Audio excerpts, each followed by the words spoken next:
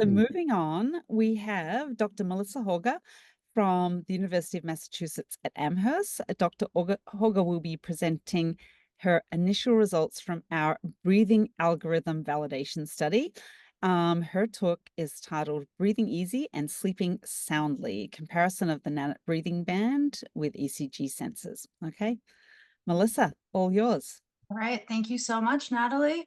As long as no one looks panicked, I'll assume that you can all see my slides well. Awesome. As Natalie mentioned, my name is Melissa. I am currently a postdoc in the Neuro Lab at the University of Massachusetts Amherst. I've been fortunate enough to be collaborating with Nanit since my dissertation research, which, if you would believe it, was not just yesterday, actually. And I'm really excited to be a part of the current symposium and to share this newer direction that we've been working on in the past year or so. I've always had a really heavy focus on methods in my research.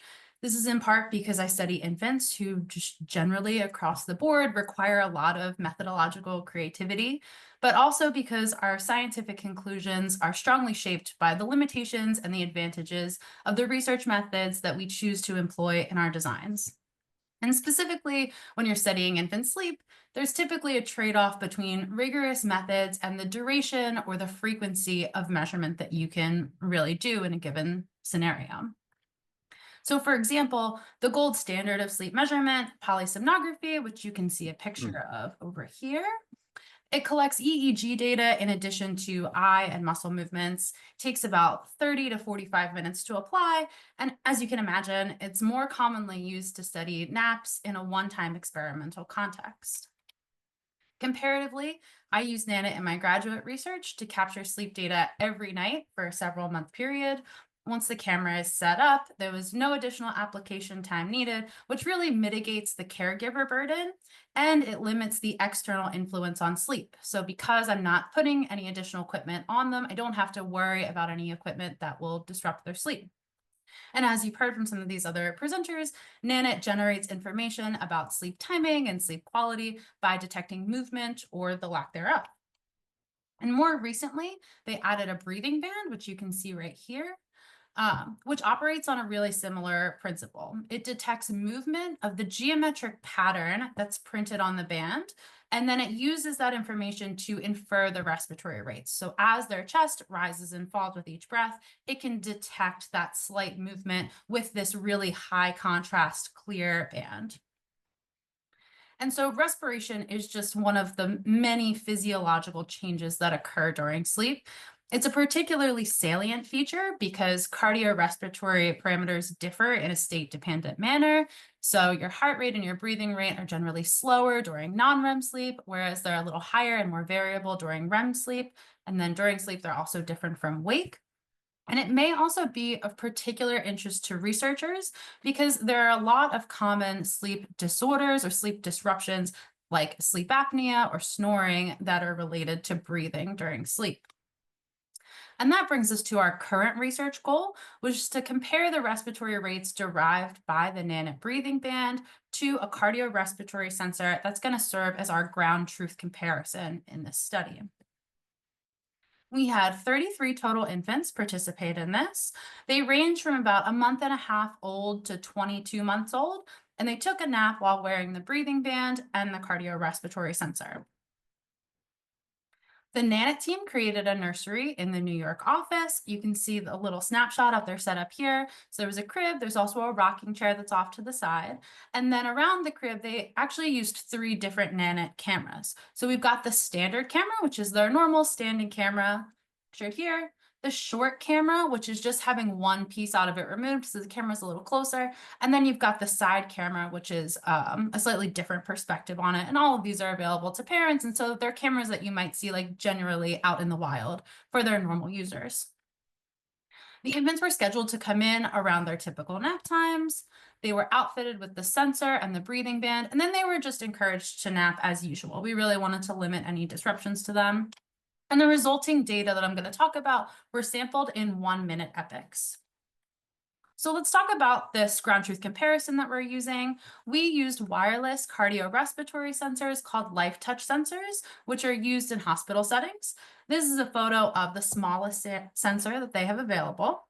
So these data are recorded and then they're transmitted via Bluetooth to a tablet. So you can see our tablet here. This is actually my data coming in live.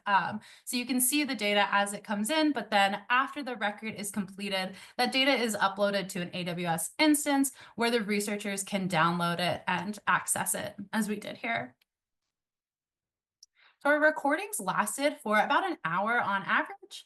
These data were then inspected for impossible values stemming from technical difficulties or if the breathing band was obscured from view. So an example of an impossible value would be if we got like a 5,000. We know that this just isn't right. And so it's something to do with the technical errors. The rates of these unusable epochs where we had these impossible values, it was about 10% across all of our recordings. So this is maybe 5 to 6 minutes of unusable data. And these were pulled out and removed from the data set before the subsequent analyses that I'm going to continue to talk about here. The first question that I had was if there was a difference across the 3 cameras. So across this little 3-camera setup that they had going on, were they able to detect the breathing band and infer the same respiratory rates across the different angles? And we found that yes. The position of the camera doesn't seem to matter. It's equally good at detecting the breathing band and inferring the movement of the breathing band, which is great news. It doesn't matter which kind of camera setup that you're using. Good to know. And so from this point forward, I'm just going to talk about the data from the standard camera. So the way that I'm going to go about talking about the agreement between these methods is through a Bland-Altman plot. Bland-Altman plots are really commonly used in methods validation research. They're great because they're super robust in the face of multiple data points from a single participant, which is exactly what we have here. I'm going to talk about data from each minute within a single participant's recording. And they're also really good at detecting bias. And essentially what they do is we're going to plot our data, and then it's going to assign limits of agreement, which 95% of the data should fall in if our methods do in fact agree in the way they're measuring something. So here is our data. Each data point on here represents 1 minute of the recording. The darker data points are from overlapping values, and that's why they seem much heavier. On the x-axis, down here, you've got the average breaths per minute. So this is averaged between the 2 methods, between the breathing band and the life touch sensors.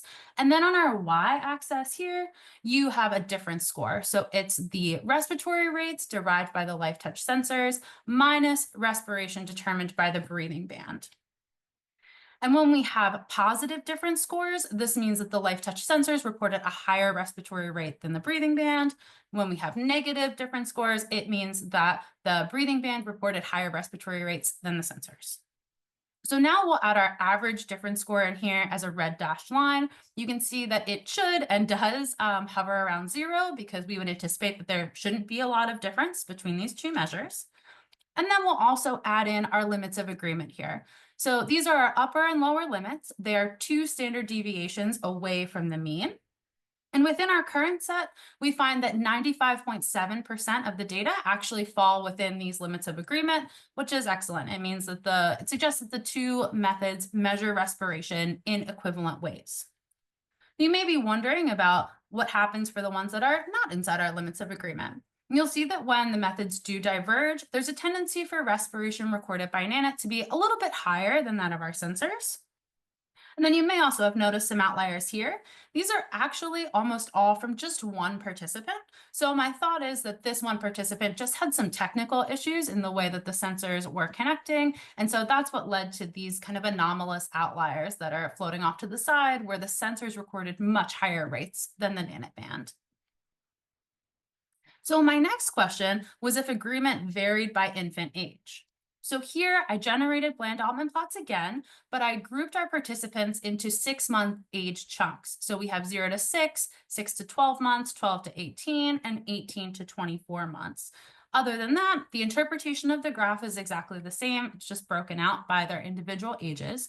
And what you can see is there's not really a consistent trend for any of our ages to be particularly biased or a whole lot better. Our tightest accuracy is definitely in our 18 to 24-month-olds. But the other thing that we can see here that is kind of a nice sanity check is that respiration rates are getting lower as kids get older, which is exactly what we would expect. So this all checks out overall. There are lots of possible future directions for applying the Nanit breathing band. One that I am particularly interested in is pairing it with some ongoing studies using traditional PSG to see if we can use respiration rates alone as a valid way to discriminate REM from non-REM sleep and learn more about sleep architecture across the infant and toddler period without as much of an invasive measure. That's all that I would have. I would be happy to take questions if folks have them. Amazing. Thank you, Melissa. Okay, does anyone have any questions for Melissa? If not, I have a quick question. Oh, there's a question here. For analyzing respiratory rate, how do you think the breathing bands and sensors compare with naturally analyzing chest movements or video? It's a great question. That is a great question. I think that naturally analyzing the video has the same problem that me trying to score videos into REM and non-REM have. It's very time intensive. It's also very dependent on what your angle is like, how well you can view them. So it is a little bit more resource intensive overall. And I think with all of these things, there is that there's always going to be a trade-off and a little bit of a cost benefit analysis as far as what works best. But that is our traditional gold standard for scoring respiration rates, particularly during sleep. Yes, and we did consider adding a Yes, a nurse. nurse Mhm. to this protocol. Okay, Melissa, thank you. Of Amazing. course. Excited to see the continuation of this study. Oh, we did not look at cortisol levels. No, sorry, there's a question here about Mm. cortisol levels. So we did not look at cortisol levels. No, And exciting new idea though. great idea. And Melissa, could just quickly though, what do you think could be some of the research applications of this technology? What technology once it's thoroughly validated? Yeah, I think that it has a lot of really cool applications. There are a few like very niche populations who I think researchers may be particularly excited in. So, for example, if you have infants with tongue ties, we know that tongue ties can disrupt breathing and can disrupt sleep in addition to feeding and things like that. So it may be really cool for that. It may also be really cool for infants with Down syndrome, who we know are at a higher incident for obstructive sleep apnea. So to see what is their sleep looking like, are they having more disrupted sleep in general? So these are really interesting clinical applications. And then also from a basic research approach, it's just always great to try to enrich your data set in any way that you can. So to have this additional measure, to have respiration to go with our kind of standard package, sleep quality, sleep timing things, there's a bunch of new questions that could be asked in there, especially longitudinally, that there's this, we love 0 to 6 months, and then we kind of forget about sleep for a little bit, and then we pick it up again when they're like 3 and they're a little easier to study. So there's so much that we don't know yet about even inter-individual changes in sleep characteristics that could be Mhm. studied with this. Yep, love it. Okay, thank you. Mhm. Great to see you as always.